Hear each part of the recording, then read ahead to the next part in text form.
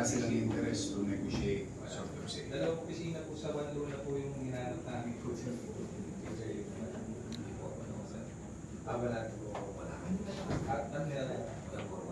Kasi po wala pong humahanap po, ayaw din po. One time po na may kumating po lawyer nila for the board invitations po. Hindi po nagsalita po. Alam nila daw po sa mga manginis.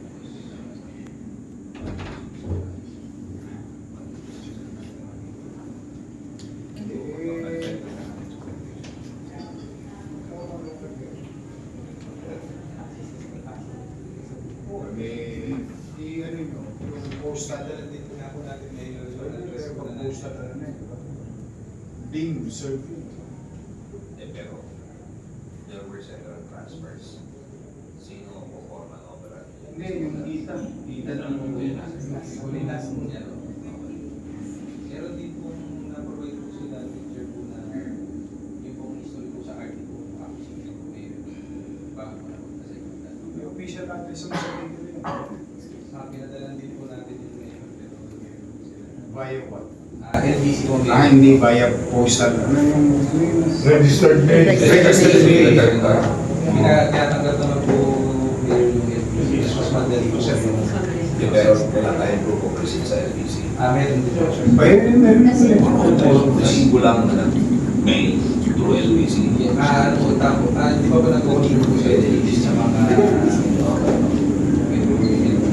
kasi hindi po yung pinakamabilis na serving ng mga ating mga tsaka bukod pa po dun sa Pero pagpapalala by form postal is Yun ang pinaka being received. Postal registration. certification. There is videos of the certification. May notice, first, second, third notice. Hindi nila pinuntahan sa post office, din sir. Then how will you proceed? You will be authorized. Talaga tatakot, walang offer. Papasok ka na. Kaso lang may ka-file, kailangan natin. Initial deposit. Initial. Walang pera Manila. Inubos ng mga kaka-meeting ng mga JO. Diba? Meeting doon sa tabi na sa Betnet Santos. Sa tennis court. Doon pinamigay yung pera ninyo. Ano si Ornette, pinuntahan niyo mas nasabi sa sala, kaya ako din tinatawag yung pinatawag ko. Kaya nga, doon ang uso pera ng Manila. Anyway, malapit na ang SOCA. State of the City Address. Malalaanan nyo nakakatayo ko na nalapit. Pamataan. Kasi yung una namin natagpuan, 10.2 billion PYO. Prior years obligation under commercial obligation.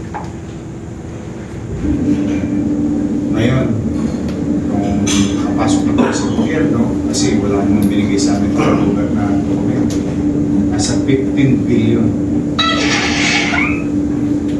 Pero huwag kayo maglala, dalawa doon may kaso na. We are just waiting for the issuance of warrant of arrest. Kasi tinunaw talaga na, tinunaw yung pera natin sa kalsada. Yung mga hindi dapat kasusan, walang kapararaan para lang mabuhay ang political interest nila, pinastos nila, nakaka-cash advance. Sabihin nyo, may mga cash advance sila sa loob lamang ng isang araw lang, 300 million. Iniwahiwalay pa nila. Tinatlong cheque pa. Kita nyo kung may 300 million tayo nasa general fund. Kada limang pasya. Kaya nung araw wala akong pakundangan mamili na lupa. Kasi masino pang pangangalala. Nangutang pa ako. May sinasabi nila yung marami akong inutang. Ba't nababayaran ko yung inutang ko? Yung inutang nila hindi nila mabayaran. Marami. Hirap-hirap ako. Yun ang katotohanan nun. Hindi ko para baliwalain yung sitwasyon ninyo o something. Talagang ano ko dito, boka-boka yung saranggola ko. Ang sinulig ang meron, hindi pisik. Eh, alam niyo na yung ibig sabihin, sinulig. Talagang maikli lang. So, yun ang sinabi ng abogado ninyo na pamamaraan. Wala nang iba.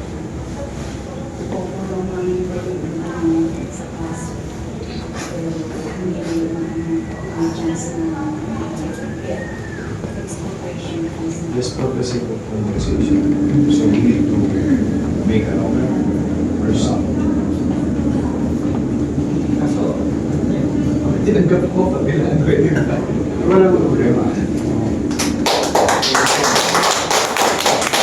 May kalapati yung ba? Pero ako yung kalaman ko I don't want to give also. Kaya ako, lagi ako particular sa mga tanong. Kasi kung ano yung maganda. Bakit ba hindi? Unang-una, lagi ko nga sinasabi. Aso nga, naghahanap ng masisilungan. Pagkakulang, tao pa kaya. Sinabi sa akin ng nanay. I really wanted to solve squatting in Manila. Whether private lang or public lang. Katulad yung sa Nicolas, inububos ko yung squatter ko. Kunti-kunti. Pero hindi ko sila kinatuloy. Tatayo ko muna yung binondominium, saka ko sila tutulugin. Saka sila lilipat sa taas. Walang displacement. Nagawa na namin yung formula na yun, hindi matagumpay. Kaya nung pag-assume ko, nagpagawa ulit ako ng isa. Para isang bloke na naman ang matibag ko na squatter. Pag natibag ko yun, kasi gawa na yung binondominium 2. O sila na yun. Tapos papagawa ko isa. Kung mauubos yun sa akin, kalabo na. Ngayon, dating squatter, naka-elevator ko. 15 floors. Sense of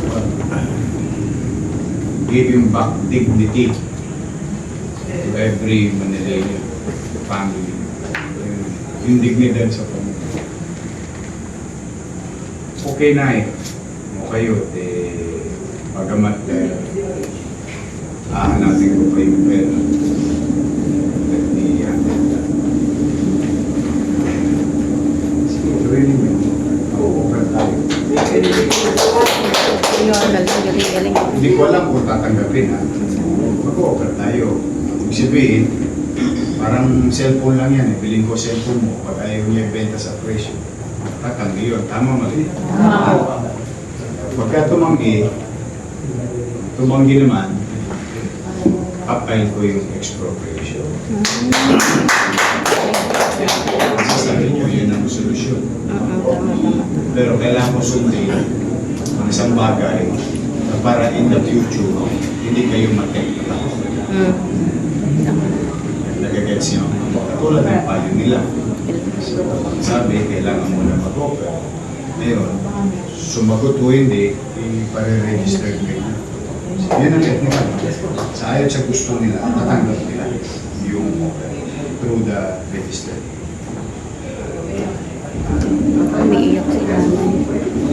Eh, hindi nga rin makikita. May ano yan eh, corporation yan eh. Pwede namin makita sa SEC kung anong latest address niya. Yung pumunting address ko, gusto yung sa Payatas. Ngayon ko lang pinadala na. Talaga. Napadala nyo ron. Yes. Tapos po, binalik po ng SBC po kasi wala naman po ng SBC. How show yung ano?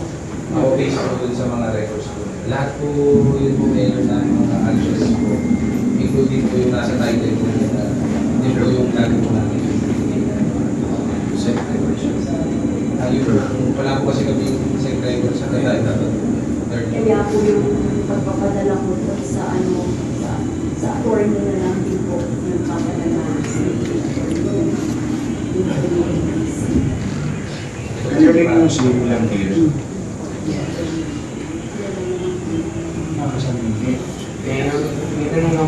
Kasi yung pangamba po namin hanggang ngayon nandito pa rin po. Paano po once na hindi pa po nakapay ng extra, tapos hindi po kami demolish na. Ano po yung mangyayari? Anong basis na yun? If ever po na lumabas yung mga notice ng court, Anong notice ng paragraphs na yun? I'm very sure i-accept na nito yung hindi. Okay, maganda. Yung pangyayari na dahil nasa proseso si Mo, may asahan darating daw para notice na kaya sabi niya, yun nga, I-accept na nito. iakyat na naman sa Supreme Court at pati na rin sa pagkakasabi ni Attorney Lutz, si Attorney Lutz, ay kayo mag-alala ma'am habang umaakyat doon sa Supreme Court. Ito naman si Yorme Taylor na asikaso ng extradition.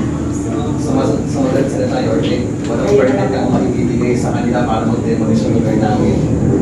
Na pagka po, hindi matuloy yung kanilang banta sa Pilipinas. Ba't ba nadadala sa sunog siya?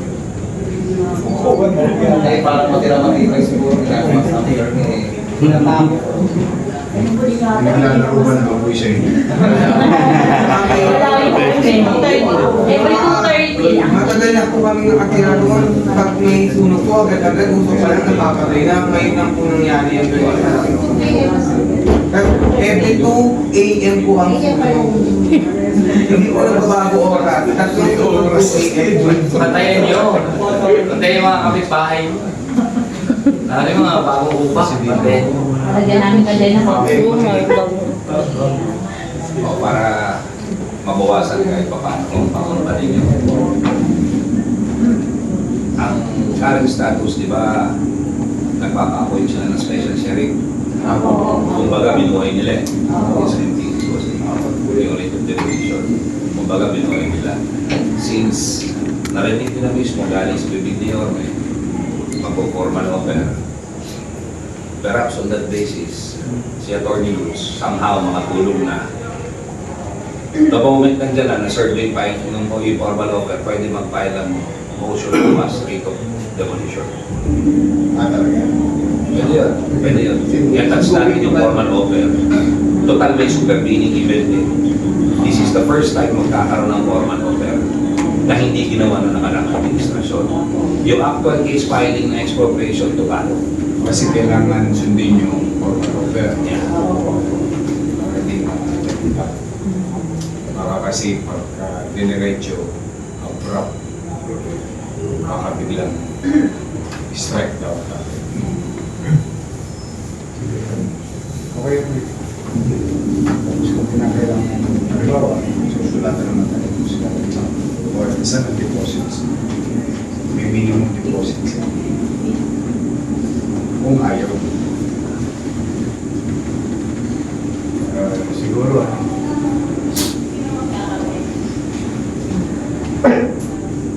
awit mag-file ka na an ordinance appropriating 40 million representing the minimum requirements in the with regard to ordinance number 89. Para may appropriate. Kasi walang appropriation this year. Walang appropriation last year. Wala rin appropriation this year. Kailangan magkaroon ng appropriation. Sa susunod na hindi bilog. 40 million plus. Kasi binase ko muna sa kontrata mo at 15%. 200 is 30 million. 15% of 30 is 4.1. Mga 35. Bigyan ng tama is para safe. Question. Diba?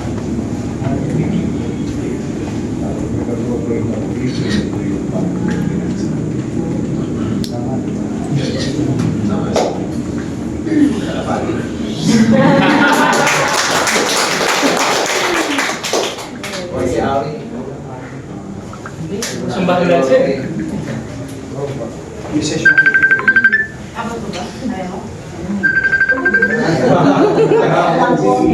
Kaya ni Konsi Awi yan. Just to let you know, talaga si Konsi Awi siya ay talagang matindi ang pagmamahal sa corporation. Squatter din kasi siya. Alagyan pa rin magkakaroon ng lalakan na po talaga. Alagyan pa sa lalakan. Same, nasa likod doon. Malaki lang ang dalawa. Jordan, palamutan ng presidente yung tumanakal yung kumano ka. Talagang sa... Hindi ko kaya yung si Boss Anay kasi. Ito gagawin natin. Looks, we can offer two forms. Actual sa opisina, based on namin. Tapos pag wala yung, nag-report mo sa SEC, iulat nyo yung kumpanya sa SEC na dubious yung address ng kumpanya, non-existent. Pwede nga. I-report ko kay Atty. TV. Sumbong na sa korte. Oo. Non-existing yung mga opisina. Ang aming pinadadala lang namin yung attorney. No, but there is an office. If you are a registered corporation, you must be holding an office. An office has so many forms. It can be a home office, commercial office, or industrial office. Doesn't matter. When you submitted an address before the Security and Exchange Commission, this address must exist. How the Commission will communicate to you kung hindi nag-exist? So, I don't know. I'm no lawyer. Pero baka dubious yung kumpanya, hindi ko alam kung whatever grounds. That's another problem of that. But for the meantime, kung ano yung stated office, physical and by registered mo. Tapos you appropriate and kailan labas siya. Ito naman ko to. Thank you po. Thank you po.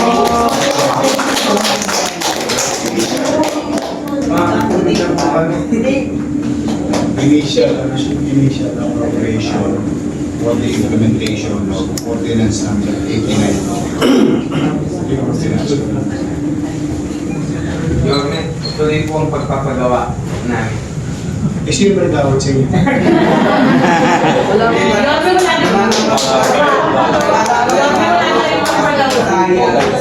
Kasi tinawag nila niya ng NHA. Napadala to sa isip ko. Yun lang po isa namin pinagsimula eh. Kasi nga natatakot kami na baka mamaya bigala na po pakura ko. Kaya ba natin tulong po? Kaya kinisi yun dati, kusang lang yun dahil nga sa inflation. Halos wala nang mabili sa kusang. Ginawa kong 15. Kapili man lang ng year. Dos por dos. Ayun ba lang po yun sa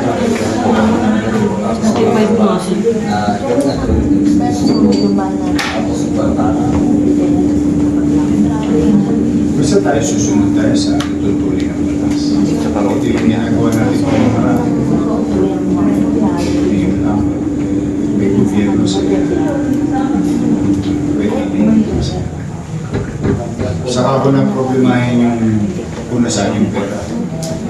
One, kailangan din yung two, kailangan din yung litultulin dapat gawin. Three, importante sa lahat. Push out to show, wala na ayaw yung nangyari. We file expropriation proceedings. Kasi natupad na natin minimum. Okay tayo,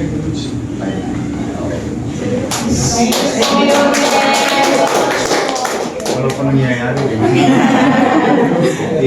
It's a process, but kami, ako,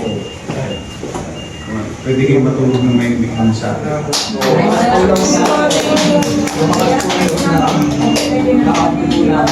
Makakatulog na po ngayon. So, sa basketball ka, bakit hindi kayo mabalikan? Yung ko lang din po kami sa ano financial. Saan po nagpunta si Vice President sa Manalo? Hindi po kami nabalikan ng NHA. Kaya nga, Hindi rin po kami nabalikan ng NHA. kaya. Sirang araw ng bumaba. Kaya naman kayo. Masyadong intindihin yung bagay na wala kayong control. Yung mga bagay na wala kayong control. Katulad dito, wala akong control sa magiging pasya ng musgado. Ang may control ako kung ano yung mga pamamaraang legal makapagbibigay ng protection sa inyo. That's one. Ito, mga kakayanan na pwede mo ibigay. In this case, in terms of priority, kahit na wala tayong pera, di magkagayak naman ako after the ordinance, once it's filed, we'll make sure that there is money for it because the court needs to see it. Because the deposits will be made, kailangan mag-deposito the bare minimum sa bangko na o what you call land bank. Tama, yun yung gusto. Kasi hihingin nyo ng musgado o certificate o doon na makikita ng musgado na residido yung bangko. Eh yung mga bagay na may kontrol. Yun naman ang ibibigay ko sa inyo. Kaya huwag ninyo masyadong iniisip kung darating pa sila o hindi naman natin sila mapipigilan sa mga gusto nilang gawin sa buhay nila. But the meantime, live like human being. Go back to your places, reacquire it, start reading it, tapos ipagpasa Diyos natin. Malay nyo, maliwanagan ito may-ari. Nakakita sila ng bagong gobyerno na seryoso talaga kung bilhin yung lupa nila. Kaysa naman, magkaroon pa sila ng utang na tubo. Somebody died already because of stress. Pero mo nag-a-acquire ka ng lupa, may gapa. Wala di ba yung gapa? Alam mo, mabigat ang gapa. Sa nanay ko, lagi sinasabi sa akin. Pero mo nakakuha ka ng lupa mo, prime, pero may utang kang buhay, may utang kang tubo. E pagka siningil ka ng tadhana, kore kung sabi ko ba abutin. Ako, naniniwala ako sa ganun. Naniniwala ako sa ganun. Kasi may mga tao talagang mapagsamantala. Dala ng mayaman sila. Ilan lang naman. Hindi ko alam kung sino. Pero may mga ganun. Pero mabigat sa buhay. Totoo. Mabigat sa buhay. Pero ang pinakamaganda sa kanila, bigyan na. Kung gusto nila ibenta, bigyan ko. Bakit yun? Saka hindi imposible yun dahil nagawa ko na yung maraming beses.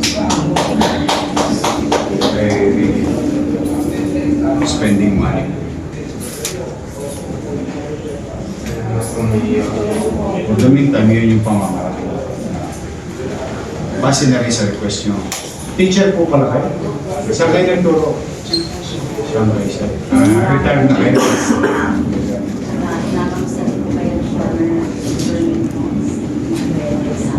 Oo, Mr. Sabado. Hindi ko siya makakalimutan. Oo. Mahina ako sa English eh. Teacher ko siya. Teacher ko yun sa English. Doon pa rin ba umuwi siya sa atin, boss ko? Element. Naalagi ko siya naalala. Yung sa likod ng bahay niya, ipagagawa ko na yun. Gigibayin ko yun. Gagawin ko na super concept. Yun, sabi ko sa kanya, katabi ko ba yung bahay mo, yung condo portion cleaning? Sabi ko sa kanya. Galing lang ako doon, kaya naalala ko na naman siya. Kasi yung bahay, pangalawang building lang. Malamag ko yun. Mr. Sabat. English teacher ko. Di ba si Junior? Wala eh. Maalala rin kami. Sige. Masipag po kayo, masipag po kayo. Modelo daw kayo ng mga kabataan. Kung sipag at sipag, wala naman ako ibang punan ng araw, kundi abilidad. Kasi, yung walang pera, walang makain. Wala ka ng pera, tamad ka pa. Hindi lang ang matay kang mamatay mo. Makakuli yun. Makakuli yun. Tapos, may regalo ko sa inyo mga taga-lista. Bakit na natapos, hinihintay ko lang yung ETC. O yan bata mo, usapang bilihan mo. Pati yung lupa na yun, para tayong hospital, binili natin. Binili natin sa gobyerno. Nagpasya pa ang korte, ginawar ko yun. Tamang-tama na natin yung lote. Tatayo ko na yung posto para sa ito. Yes. Yung hospital. Kasi masyado na kayo napag-iwan na. 32-year-old na yung hospital ninyo, maliit. Medyo sige na. Kawawa naman yung mga taga-district. Yung mga taga-district 5, district 1, magaganda yung mga hospital. Kasi kung nga, magaganda ng hospital. Yun lang ang barangay sa buong Pilipinas na may sariling hospital. Tapos yung magpapalain pa sa pero din mo sa distrito ko so yung makakapag na natin. Ibigay sa akin. Hindi ko ibibigay sa inyo.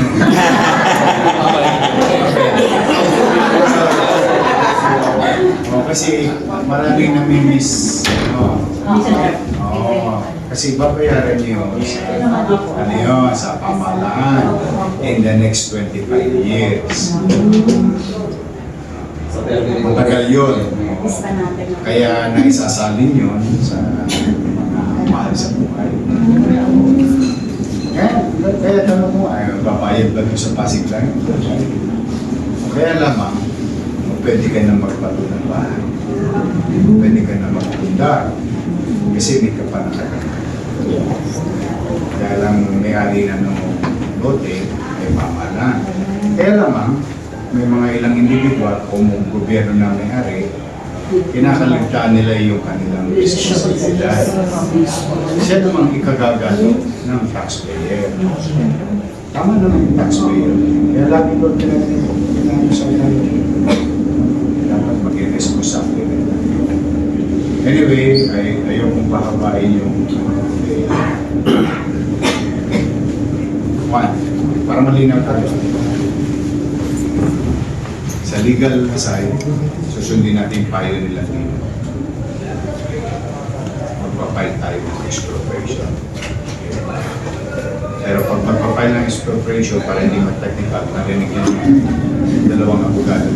Yung isang personal pang abogado, si Luz, sa akin yan since 1990. And he's very familiar sa mga batas na ginawa. Sabi ni CTR, kailangan properly informed ng offer formal offer. We're gonna do that. Hindi ako optimistic sa magiging response. Pero kung mag-respond sila positively, mapapadalian na ako. Kaya naman, wala nang filing of expropriation kasi negotiated sila. Katulad ng napagtagumpayan ko sa Pasig Land kasi yung pinakamalaking nabili natin. Kasagsagang pa ng pandemya. Ang maswerte lang daw, naniwala sa akin yung matanda. Na wala siyang tiwala sa gobyerno, pero nagbaka sakali siya sa akin first time. 45 days thereafter, nakuha niya yung check niya. Manager's check. 110 million. I think if I'm not mistaken. Some more than 100 million. So, in the case na tumanggi, ipapile lang yung expropriation. Ngayon, pagpapile yung expropriation, ngayon pa lamang pinagagawa ko na, inaabatan ko na yung future na problema. Kasi walang appropriation. Sakto, nakapakinig yata kayo kanina si city budget. Tawag yung paglalaan. Kailangan may inipin ko. Kasi the way I look at it, yung ginawa nilang appropriation dito, tirabol rin yata ito. Wala di ko beta ginawa ito. Kasi mahirap ng amount. Kaya I would rather listen to him. That is the amount. There is a prescribed minimum. Maigi na, mahaba na. Doon na ako kumuha sa malaki. Para kung maliit, pwede susuri lang yung sinimatalan ng gasusin. Sobra. Para babalik ko yun. Tutulong ka ba?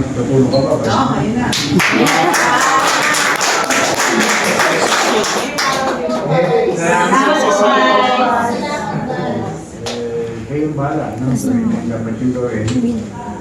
Then, kung nalaman ninyo na maliwanagan ang kaisipan ng mayari ng lupa, paratingin na rin siguro sa pagkakaroon nila na interesadong bilhin ng syudad. Baka gusto nilang ibenta na para hindi na makatangutang ng buhay. Kasi I don't think makukuha nila ng madaliya sa inyo. Nakikita ko na eh. Pero nakikita ko na hindi magiging maganda yung physical interaction ninyo.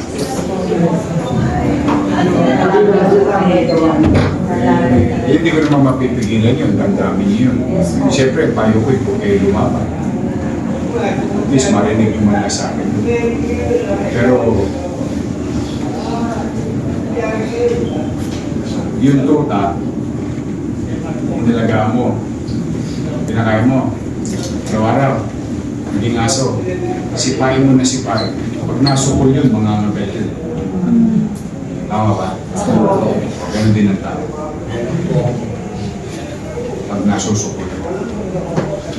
Ewan ko sa kanila kung kaya nila matulog ng mahimbing. May mga natin disgrasya. Nasa kanila yun. Sa pagkawin tayo, gagawin din na parang kausapin ninyo yung mga kasama. Siguro na naintindihan nyo naman. Yun, wala nang bola yun. Pwede klara siya. Pinawa nyo.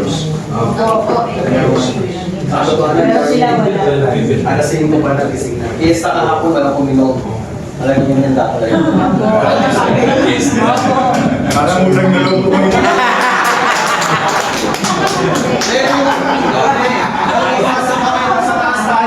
Sabi namin, namin fiesta na. Hindi, kasi gano'n. Kasi kung sa kalsata kayo, hindi kayo matidinig. Eh, ito ng mga opisina ko. Ewan ko nung araw, kung nakakapasok kayo dito nung wala ako. Nung araw, kahit yung first turn ko, kahit parang paligid. Eh, nakita niyo yung tao sa labas, diba? Yung mga sumusulat sa akin. Nakita niyo sa labas. Yung kasi bakit sila sumusulat? Bakit marami sumusulat? Kasi hindi nababalikan. Alam nila may mangyayari. Tayo palang inip. Pero pag nakaluwag-luwag kasi ako, ariya. Luwag, ariya. Maramdaman.